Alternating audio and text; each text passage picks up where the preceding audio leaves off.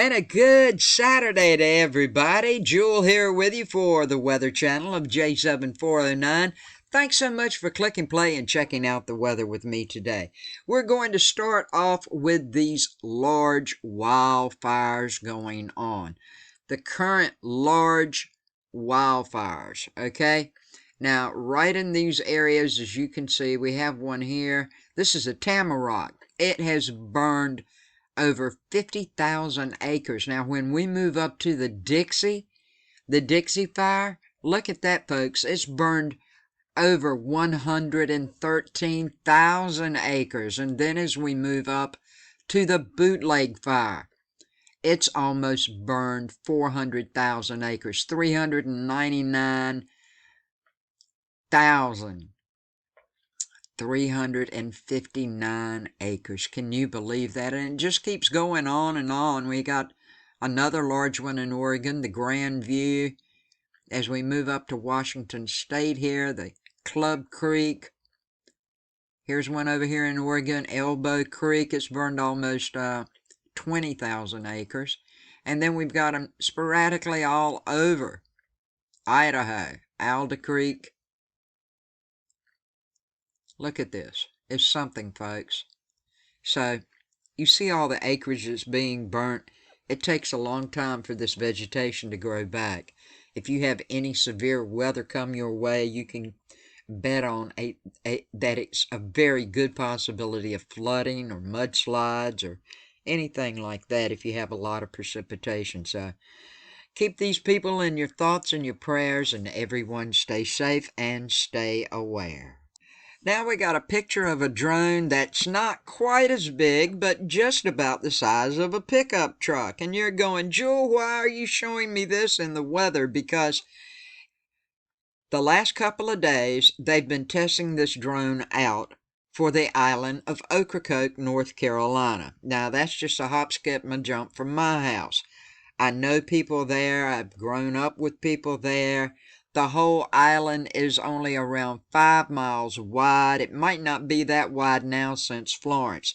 This particular drone is not made for recreational purposes.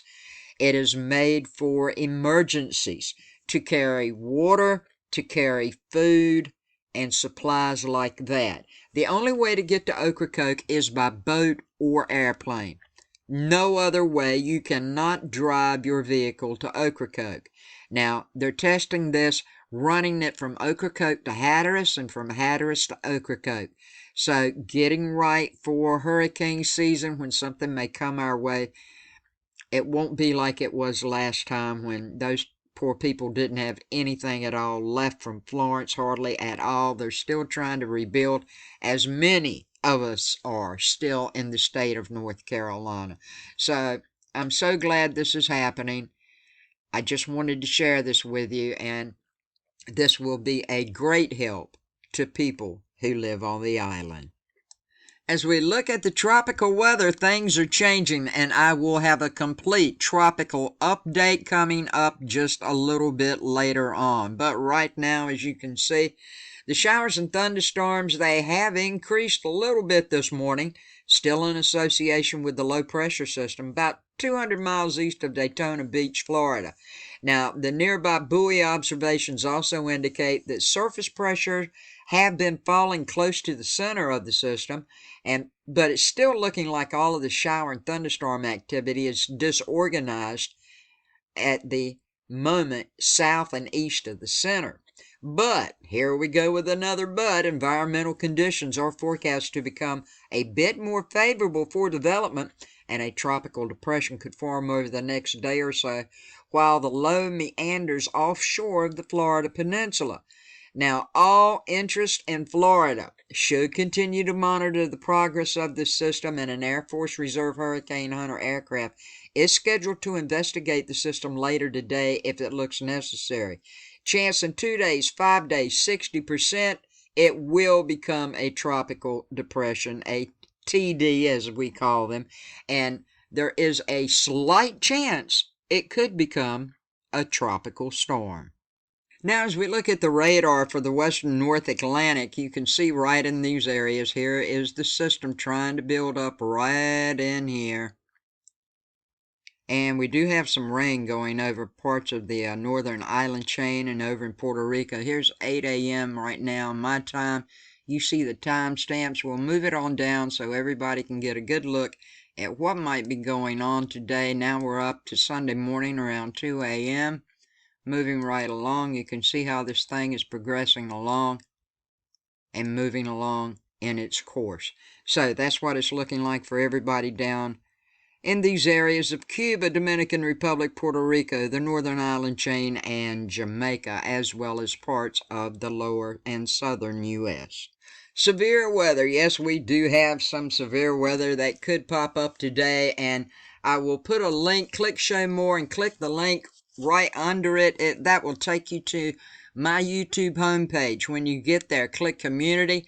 I've got all of the hazardous weather forecast, flood forecast, watches, you name it. It's all right there for the areas of significance today. So check that out, and you'll be sure to get everything that you need to know. Now, getting on with it, it's looking like these should be thunderstorms with wind damage and isolated large hail.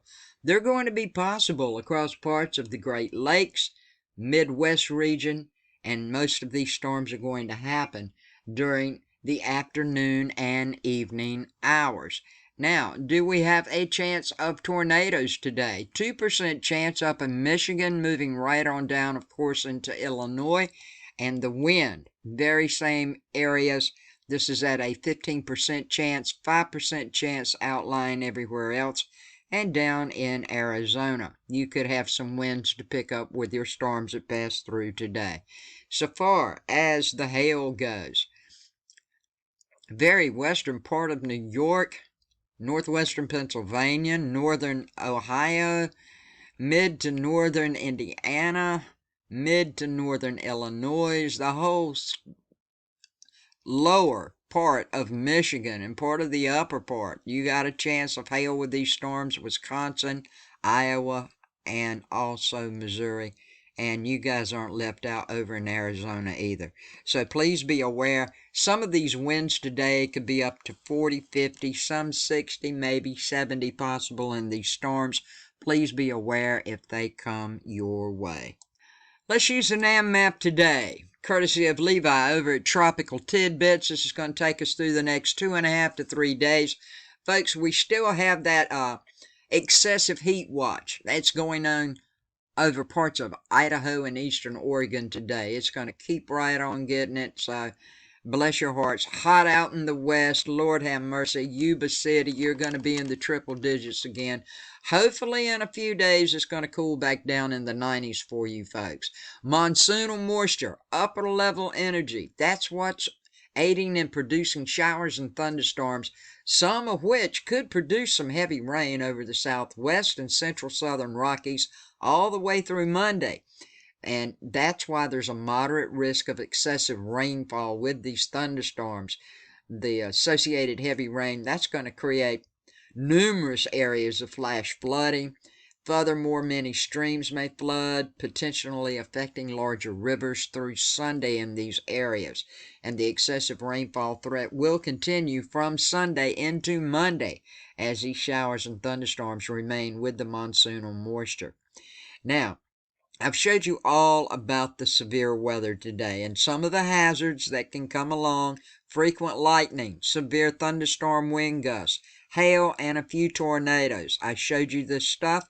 You're all at risk, and this activity will continue to advance through to the northeast and into the Ohio-Tennessee valleys by Monday.